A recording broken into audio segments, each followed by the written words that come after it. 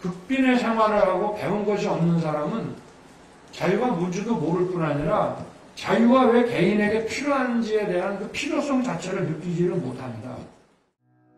윤석열 그는 대통령 재임 전 갖가지 의혹과 논란이 있던 사람입니다.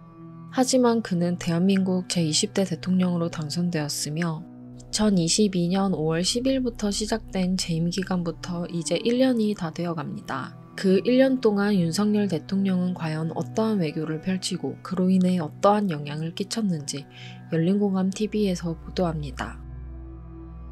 미 외교 참사 2022년 9월 15일 김태여 국가안보실 1차장은 유엔 총회에서 한미 정상회담과 한일 정상회담을 하기로 합의해놓고 시간을 조율 중이라고 밝혔고, 대통령실 고위 관계자는 미국, 일본과는 양자회담을 하기로 일찌감치 서로 합의해놓고 일정을 조율 중이라고 밝혔습니다. 이 한미 정상회담을 앞두고 이창양 산업통상자원부 장관은 IRA로 한미 관계가 어려워지거나 여론이 악화되면 미국이 소탄대실할 수 있다고 경고하였으며, 그해 한덕수 국무총리는 국회 대정부 질문 중 조 바이든 미국 대통령과의 정상회담에서 미국 인플레이션 강추법에 대해 당연히 논의하실 것이라고 답변하기도 했습니다. 그렇지만 2022년 9월 21일 정작 윤석열 대통령은 미국 순방에 있어 원래 계획에 있었던 한미 정상회담은 무산되었고, 글로벌 펀드 재정기업 회의에 참여하여 행사 중 바이든 대통령과 48초간의 짧은 회동이 전부였습니다. 이에 많은 언론에서 해당 48초간의 짧은 회담을 호평했으며 쇼츠 회담이라는 별명까지 붙었습니다. 또한 여당인 민주당에서는 한미 정상회담이 무산된 것에 대해 조 바이든 미국 대통령과 48초간 서서 나눈 짧은 대화가 설마 정상회담의 전부일 것이라고 믿고 싶지 않았다며, 그게 전부라면 전기차 보조금 차별과 반도체 바이오 산업 압력 등 누누이 강조했던 주요 경제 현안은 하나도 풀어내지 못한 것이라 참으로 걱정이다 라고 설명했습니다. 이에 2022년 9월 22일 다음날 대정부 질문에서 김원희 민주당 의원이 한덕수 총리에게 48초 한미회담 논란에 대해 물었으나 그럴 리가 없다라며 이후 만찬장 등에서 회담을 진행했을 것이다 라는 식의 대응을 하며 상황을 전혀 파악하지 못하는 모습을 보였고, 그 회의 끝나고서는 또 바로 리셉션도 있으셨을 겁니다. 그 뒤에 동영상을 저는 그 당시 벌어진 얘기를 하는 겁니다. 아니요, 리셉션 하는 데에서는 좀 더 여유를 가지고 바이든 대통령과 얘기를 아직 그런 뉴스가 나온 바가 없습니다. 이후 언론에서 이야기했다는 말에 대해서도 언론을 다 믿으면 안 되죠라며 적반하장의 모습을 보였는데, 언론에서 쓰고 있는 표현을 제가 전해드립니다. 언론이 쓴다고 다 옳은 건 아니죠. 대화 후반에 방송에서 이야기했다라고 추가적인 이야기를 하고 나서야 그럼 진작에 이야기를 하셨어야죠 라고 대응하며 사태의 파악조차 못하는 행보를 보였습니다. 방송에 나온 얘기를 제가 전해드린 겁니다. 방송에 나온 겁니까? 네? 방송에 나온 네. 거예요? 네.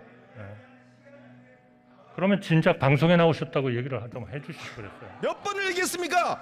의원 얘기를 들으세요. 자기 얘기만 하려고 하지 말고 의원 얘기를 좀 들으세요. 잘 듣고 있습니다.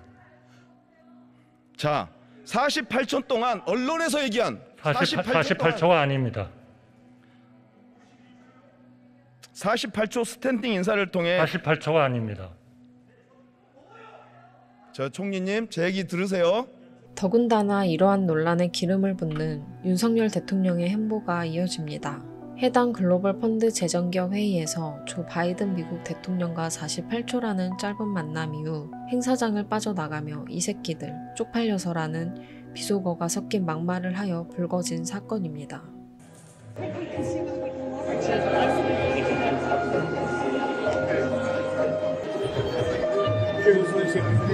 신인 안을 주고 만들면 쪽팔려서 신인 안을 주고 만들면 쪽팔려서.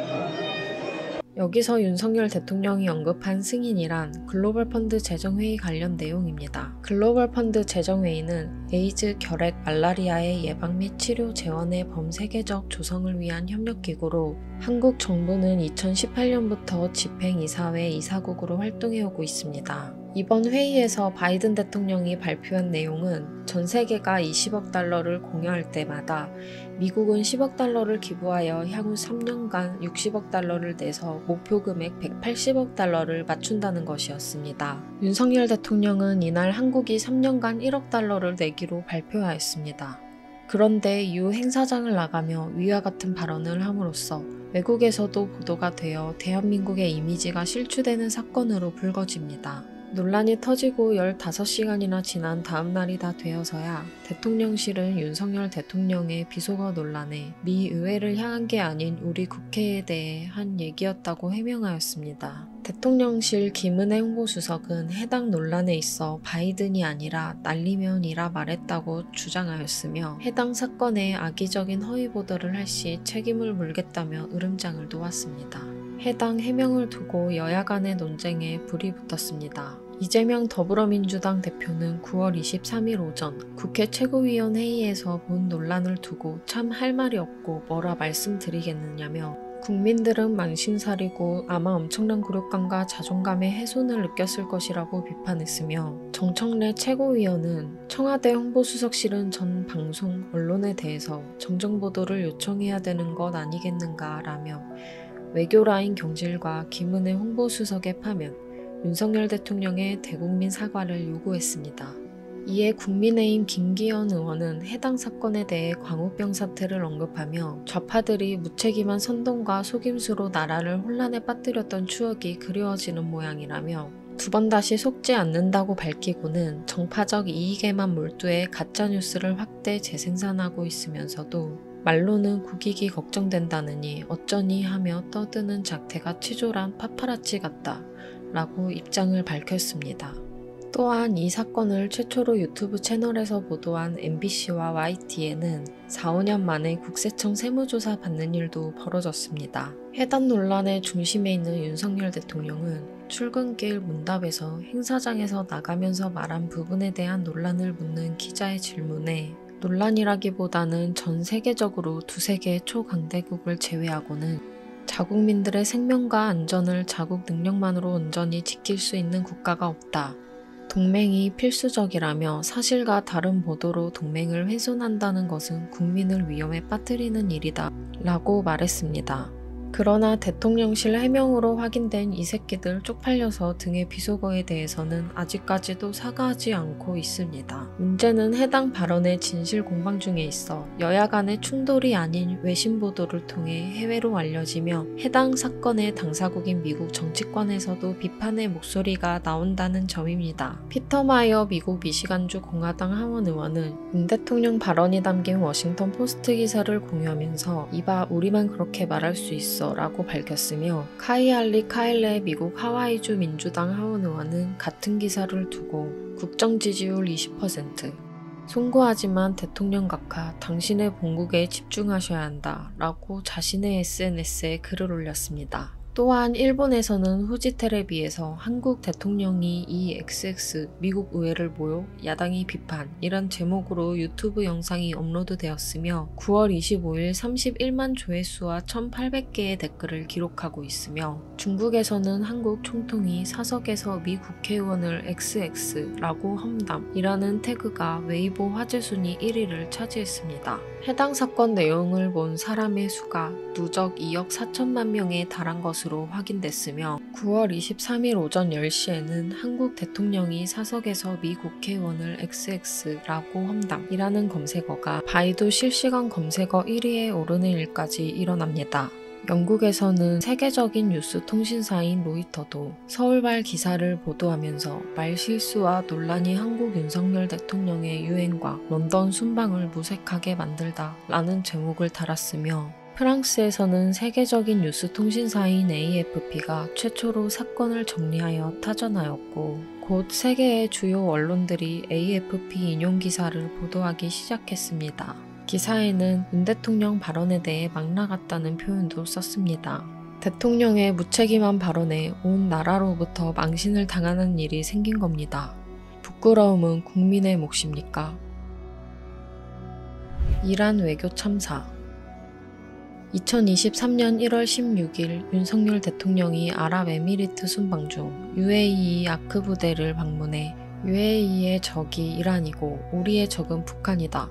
UAE는 우리의 형제 국가다. 형제국의 적은 우리의 적이다. 라는 문제의 발언을 함으로써 이란이 윤석열 대통령의 주장에 반발하여 성명을 발표하면서 국제적인 논란까지 된 사건입니다. 이란 외무부는 불쾌감을 드러내며 윤석열 대통령의 발언에 대해 간섭 발언이라고 항의하며 한국 외교부에 해명을 요구했습니다. 또한 니세르 카나니 이란 외교부 대변인은 이란과 UAE 관계에 대한 한국 대통령의 발언은 이란이 아랍에미리트를 포함한 걸프 국가들과 역사적이고 친밀한 관계에 있다는 것과 빠르게 진행되는 긍정적인 발전에 대해서 그가 전적으로 무지하다는 것을 보여준다라며 강경하게 비판하였으며 여기에 더해 해당 입장을 공식 홈페이지에까지 게시하였습니다. 이에 대통령실은 현지에서 UAE의 평화와 안전에 기여하는 아크 부대 장병들을 격려하는 차원에서 하신 말씀이라며 따라서 한-이란 관계와 무관한 발언이라고 해명하였고 잇따라 임수석 외교부 대변인은 17일 정례 브리핑에서 우리 대통령께서 이란과의 관계에 대해 언급한 적은 없습니다. 이란도 우리의 발언의 취지를 잘 알고 있을 것으로 생각하고 있습니다. 라며 모르쇠로 일관하였습니다. 17일에 열린 국회 외교통일위원회에 참석한 조현동 외교부 1차관은 국민의힘 정진석 비대위원장의 이란, UAE 적대국 맞지 않나? 라는 질문에 그렇게 알려져 있다 라고 답하였고 위협을 느끼는 나라가 어디예요 실질적으로? 이란 아닙니까? 그렇게 알려져 있습니다. 이란의 윤 대통령의 발언에 대한 해명을 전달했고 이란 측에서 이해한 것으로 안다라고 밝혔습니다. 어떻게 해명했는지는 밝힐 수는 없다고 덧붙였습니다. 그렇게 말씀을 드렸나요? 이란 측에다가 전달했나요? 네, 이란 측에도 당연히 외교 채널을 통해 설명을 했고요. 이란 측의 반응 서울에서도 했고 이란 측에서도 했습니다. 이란 측에서 반응 어떻습니까? 이해했습니까? 뭐 일단 저희 설명을 이해한 것으로 네. 우리 쪽의 입장은 충분히 경청했다 정도 수준이죠? 뭐 저희는 우리 설명을 이해한 것으로 이해합니다. 뭐 그거는 뭐 일일이 다 격려 차원에서 한 말이다. 어떻게 설명했어요? 뭐가 격려 차원? 그건 뭐 제가 이란에서 어떻게 설명했는지까지 여기 자리에서 말씀드릴 수는 없습니다. 하지만 2월 8일 카나니 대변인은 주한 이란 대사관을 통해 국내 언론에 한국 정부의 설명은 설득력이 없었다며 납득 가능한 답변을 내놓지 않으면 공식적으로 문제 삼겠다고 발표했지만 다음날 한국 외교부는 이미 충분히 설명했다고 일축했습니다. 이란은 자국의 영자신문 테헤란 타임즈에서 윤석열은 이란에 대해 천박한 실언을 저질렀다라며 맹비난하였고 또 수도 테헤란에서 발간되는 유력 일간신문 함샤리는 한국의 대통령이 반이란 성명을 발표했다라고 보도하였습니다. 이에 윤석열 대통령은 아랍에미리트, 이란 관계에 대한 이해가 상대적으로 부족했던 부분이 문제라고 많은 전문가들이 지적했습니다.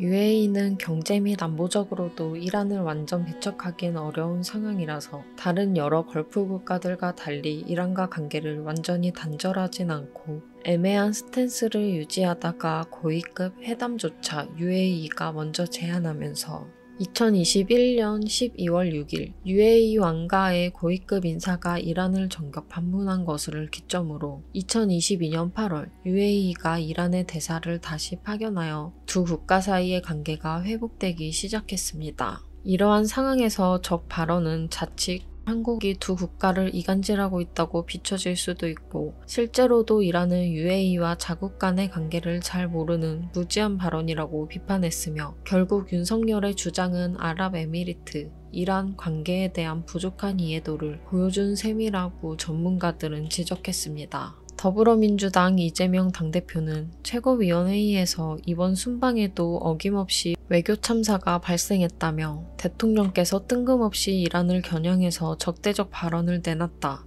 현재국이라는 UAE를 난처하게 만들고 이란을 자극하는 매우 잘못된 실언이라고 평가했습니다. 이런 기초적인 사리 판단도 못하는 것이 참으로 안타깝다며 외교 안보의 기본을 제대로 챙겨보기를 권하기도 하였습니다. 이번 순방에도 어김없이 외교 참사가 발생했습니다. 대통령께서 뜬금없이 이란을 겨냥해서 적대적 발언을 내놨습니다. 형제국이라는 UAE를 난처하게 만들고 이란을 자극하는 매우 잘못된 실언입니다.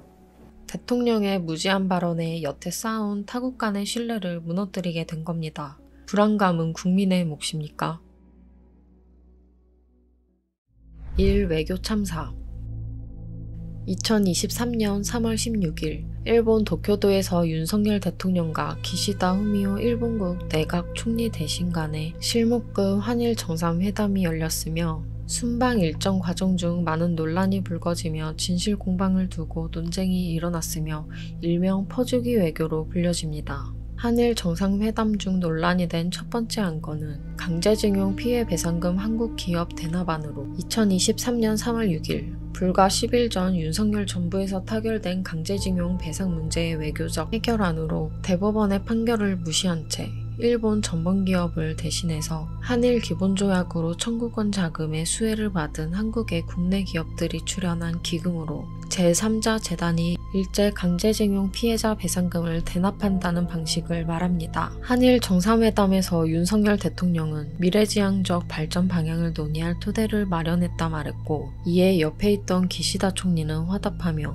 이 조치는 매우 심각한 상태에 놓여있는 한일 관계를 건전한 관계로 되돌리기 위한 것으로 평가한다 말하였습니다. 하지만 이러한 상황에서도 과거의 강제징용과 과거사에 대한 일본 정부의 사과와 반성은 없었습니다. 이 사건이 불거지자 국내에서 일제 강제징용 피해 당사자이신 양금덕 할머니는 윤석열 대통령 씨, 한국 사람이요, 일본 사람이요, 일본을 위해서 살아요, 우리 한국 사람을 위해서 살아요 라며 정부 강제 동원 배상 방안에 강하게 반발하였고, 이에 국내에서 퍼주기 외교라 하며 윤석열 정부를 강하게 비판했습니다. 이에 따라 2022년 3월 22일 고려대학교 교수 85명이 윤석열 정부를 비판하는 단체 성명을 냈으며, 비판 성명을 읽은 사학과 허은 교수는 윤 대통령이 일제 침략 행위의 이런 방구도 비판하지 않는 데 이어 가해 기업에 면죄부를 주면서까지 추진하는 한일관계 정상화가 누구를 위한 것이냐고 지적했습니다. 특히 강제동원 배상안을 한미일 군사협력의 수단으로 활용하려는 것을 비판했습니다. 또한 2022년 4월 11일 부산대학교 교수, 연구자 280명이 윤석열 정부의 대일 굴욕 외교를 규탄하는 시국선언을 발표했습니다. 부산대 교수들은 윤석열 정부의 제3자 변제하는 일본 정부와 일본 기업의 입장을 한국 대통령이 앞장서 대변하는 꼴이라 비판했으며, 이번 외교로 상권분립과 법치주의를 무시했고 제3자 변제하는 구걸과 빈털터리 외교의 전형이라고 지적했습니다. 교수들은 윤석열 정부를 향해 대통령의 반성과 사죄, 제3자 변제안 철회, 외교부 장관 해임과 국민 의견에 따른 한일 개선안 마련을 촉구했습니다. 야당인 더불어민주당은 국회 외교통일위원회에서 친일 외교고 굴욕 외교다 라며 대체 얻은 게 뭐냐고 비판하였고, 또 독도와 위안부 문제가 한일 정상회담에서 의제로 논의되었냐며 박진 외교부 장관에게 물어봤지만 정상회담에서는 논의된 바가 없다고 일관했습니다. 하지만 일본 공영방송 NHK에서는 기시다 후미오 총리 대신이 윤석열 대통령의 면전에서 위안부 문제에 대해 과거 양국 간 합의의 착실한 이행을 한국 측에 요구하는 한편 독도에 대한 일본의 입장을 전했다고 보도했습니다. 이에 관련된 사안을 질의받자 박진 외교부 장관은 일본 말을 믿으십니까? 한국 정부 말을 믿으십니까? 라며 오히려 적반하장의 태도를 보였습니다. 후쿠시마 관련해서 또 얘기가 있었다고 나왔습니다. 저는 의원님, 독도 문제에 포함된 적이 없습니다. 저 일본 말을 믿으십니까? 한국 정부 말을 믿으십니까? 또한 후쿠시마 원전 오염수와 후쿠시마산 수산물 수입에 대한 진실 공방 문제도 불거졌습니다. 대통령실은 지난 3월 30일 일본 후쿠시마산 수산물이 국내로 들어올 일은 결코 없을 것이라고 말했습니다.